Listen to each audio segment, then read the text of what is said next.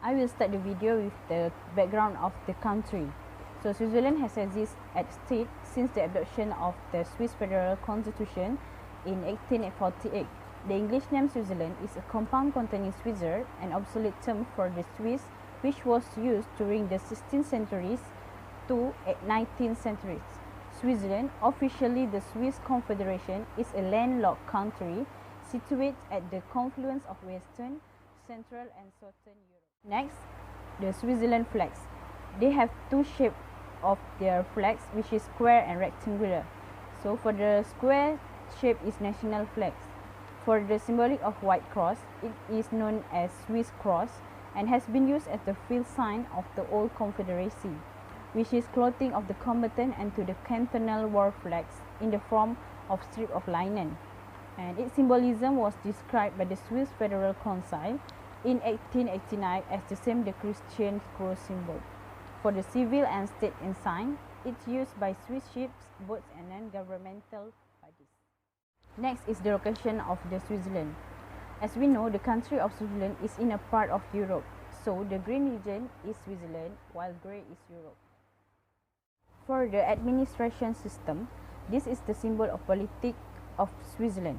Administration is direct by Swiss Federal Council, and Federal Council and the administration are subject to parliamentary oversight by the Federal Assembly.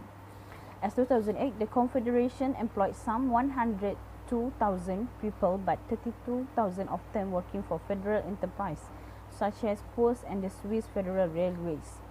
Swiss Federal Chancellery is a staff organization of the Federal Council and the Federal Administration.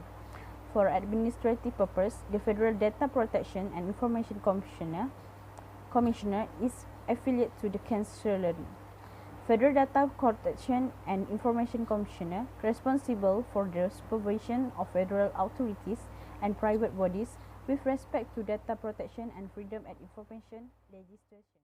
For import and export in New Zealand, the value of merchandise export from Switzerland total 380 billion in 2020. Merchandise export from Switzerland increased by 1.52% compared to 2019. Good export grew up by 4.78 billion in 2020.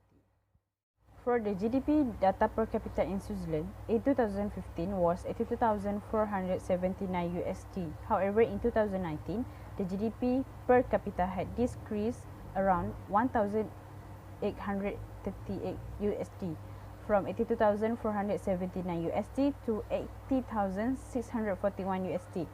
The GDP per capita had increased around 137 USD in 2017. In 2018, the GDP per capita also increased around 2,319 USD from 80,778 USD to 83,097 USD. In 2019, the GDP per capita was 82,311 USD. There was decrease around 786 USD. Next, the unemployment rate of Switzerland in 2015 was 3.2 and increased in 2016 from 3.2 to 3.3. However, the unemployment rate was decreased from 2016 to 2019. The unemployment rate in 2017 was 3.1, 2.6 in 2018 and 2.3 in 2019. For the inflation rates were increased from 2015 to 2018. The inflation rate in 2015 was 1.1, 0.4 in 2016, 0.5 in 2017 and 0.9 in 2018. The inflation rate was decreased in 2019 from 0.9 to 0.4. The COVID-19 maybe was the reason of inflation rate decrease.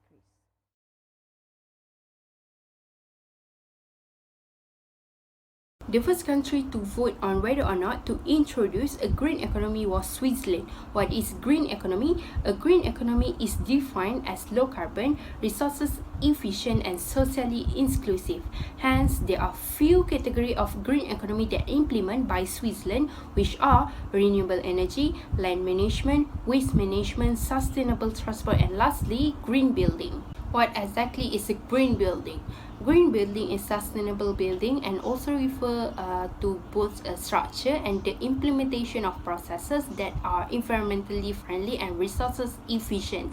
One of the green projects that developed is Olympic House in Switzerland, which is one of the world's most sustainable building.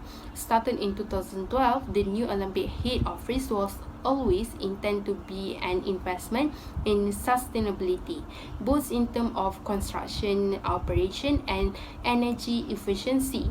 Next, the implementation of green building must include sustainable material, energy efficiency, and waste management to make their operation more sustainable. As example, using less raw material or renewable materials such as recycled glass and steel is one of the way to achieve the sustainable building. The greenhouse concept benefit to all since it connect a balancing of the relationship between the environmental, social and economic health.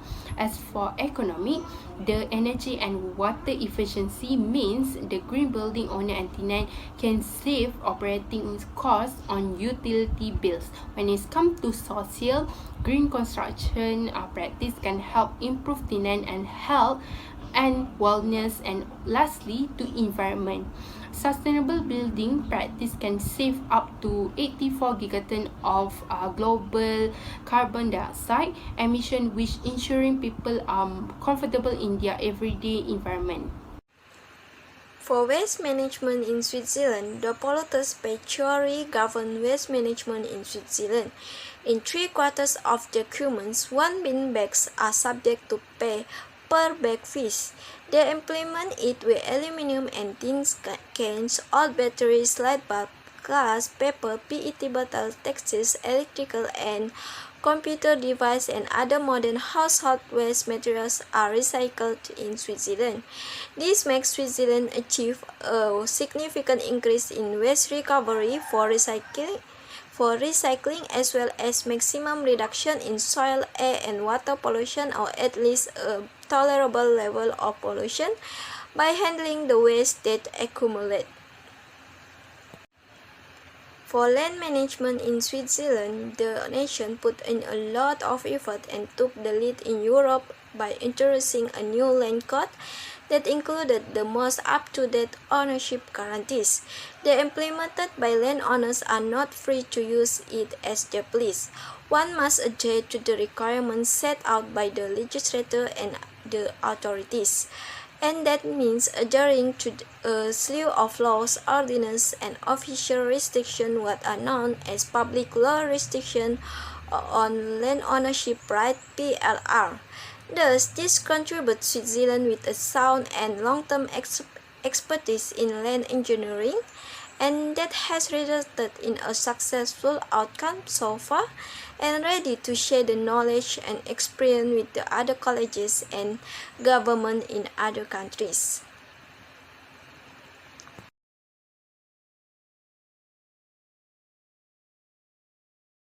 Assalamualaikum, my name is Mazatu Shafika Binti Saleh. So the second project that gave huge impact to Switzerland country until now is Still Ocean project by producing socks from ocean plastic. An idea established and implemented by the Till Team organization, which is to ensure that the garbage in the ocean is clean. Currently, Switzerland is a contributor to the current environmental crisis. The initiative taken by the Till team is to produce the sock products with using recycled materials. The Till team has conducted 3 years of research and prototyping in order to make this mission a success. A goal is to create performance-driven apparel while also cleaning up the oceans. There are several stages in producing these socks, as well as requiring a long time and high precision in carrying out this project. To begin, the Till team focused on collecting garbage at the ocean and has collaborated with various of organizations, including 150 Spanish fishermen who have begun scouring the Mediterranean and Atlantic for plastic. Then, garbage be segregated into the plastic category to make into yarn. This waste is then sorted and refined into sequel fibers, which are made up of 80% recycled material and can be used to make clothing. Among the contribution of this project to the economy, society, and the environment, including increased national income, improving the efficiency of recycling, spreading environmental awareness to society, society can live a healthy life, safe aquatic life, and lastly, mitigation of global warming.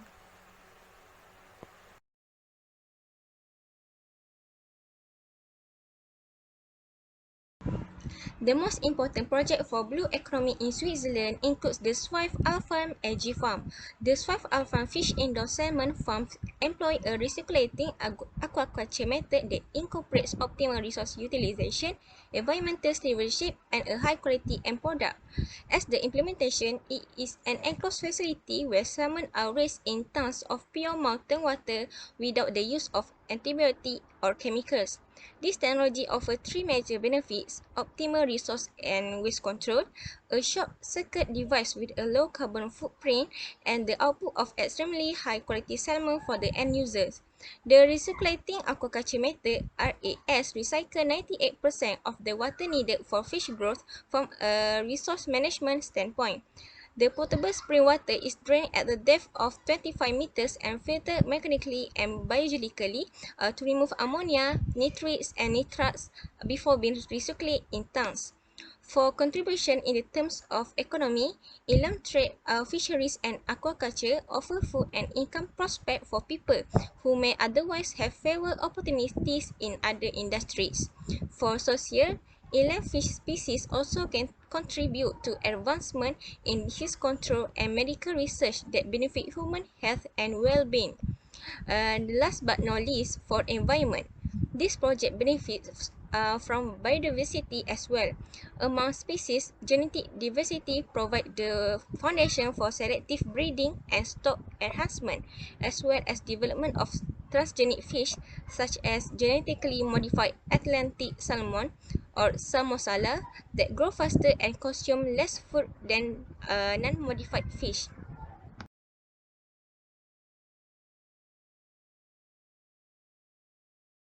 Switzerland is already at an advanced stage in achieving various sustainable development achievements and has already fulfilled in a number of targets. The first one is no poverty. The average income of Swiss people is among the highest in the world, with an average monthly salary of more than 4,000 francs, equivalent to more than 18,000 ringgit. In addition, the Swiss social welfare system is quite good. Once the Swiss start to work, employees are required to set out social insurance account for the employees to saving for his pension. In order to provide women with opportunity to work, different types of nursery were organized and charged according to the income of the parent. In the case of a child under the age of 18, if one of both parents die, the state provides a child pension to ensure that the child's life is not affected. Disabled children are essentially covered by the state, which provides them with a subsidy when their parents themselves are willing to support them and are therefore unable to work. The next one is quality education. The National Kindergarten in Switzerland is a peer welfare institution which is designed for single-parent families and the lower-class people below the average income of the society. Child welfare for all children from birth to the age of 16 receive an annual state subsidy of 3,000 francs. Education is free from primary school to high school with a free school lunch. What is unique about the Swiss education system is that it allows students to switch between academic, professional, and athletics paths according to their own characteristics and level. Swiss Technical College focus on specialty training. Diversity education path has contributed to a generally low unemployment rate in Switzerland. Sustainable development achievement in Switzerland is clean water and sanitation. Switzerland has abundance of water resources. Drinking water is available to the entire population. There are also effective wastewater treatment systems that follow polluter pay principle. Switzerland participates in a number of Europe Joint Water Commission due to its proximity to numerous transboundary water courses at the global level. It supports the human right to safe drinking water and sanitation. Switzerland international cooperation priorities include ensuring universal access to drinking water and sanitation, as well as improving water quality and preventing pollution. Next is affordable and clean energy. Switzerland now has a reliable electricity supply. In 2016, domestic productions generate 59% of its electricity from renewable hydropower and 33% from nuclear power plants. The new energy legislations and the 2050 energy strategy aim to secure a sufficient and environmentally friendly energy supply in Switzerland. Incentive instruments and technical regulations are included in the energy and CO2 legislations to reduce energy use. The focus in the mobility sector is on CO2 emissions targets the cars and the implementations of a CO2 objective for light commercial and articulate vehicle. Switzerland fostered the proliferation of environmental goods and renewable energies at the international level through economic and free trade agreement.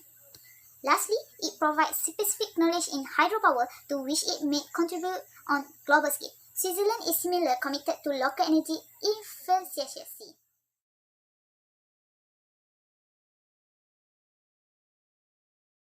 In conclusion, the state of blue economy, green economy, and sustainability development goals in Switzerland are steadily improving and evolving.